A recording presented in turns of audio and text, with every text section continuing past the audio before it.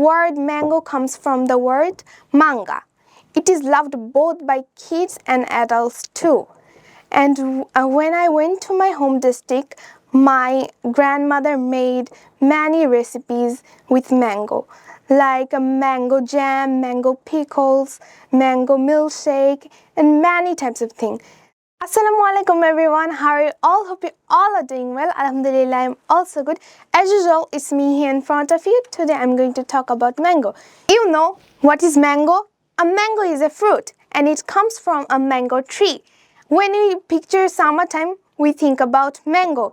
It is believed to have originated in Southern Asia part, particularly in Eastern Asia, Bangladesh. There are several cultivars in Bangladesh. Depending on the cultivars, there are various types of mango, like the skin color, the flesh color, sweetness, size, and the flesh color can be yellow, green, orange, and many colors. Mango is the national fruit of India, Philippines, and Pakistan, while the mango tree is the national tree of Bangladesh. In a raw mango, there is 84% of water, 15% of carbohydrate, and 1% of protein.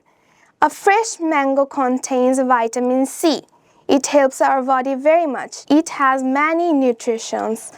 And the word mango comes from the word manga. It is loved both by kids and adults too. And when I went to my home district, my grandmother made many recipes with mango, like a mango jam, mango pickles, mango milkshake, and many types of things. I like mango very much, and I like the flavor of mango. I ate many mango flavors like ice cream, milkshake, and many sweet and also chocolates. I like mango very much. It has one big seed in the center of the mango, which we cannot eat, but we can plant it.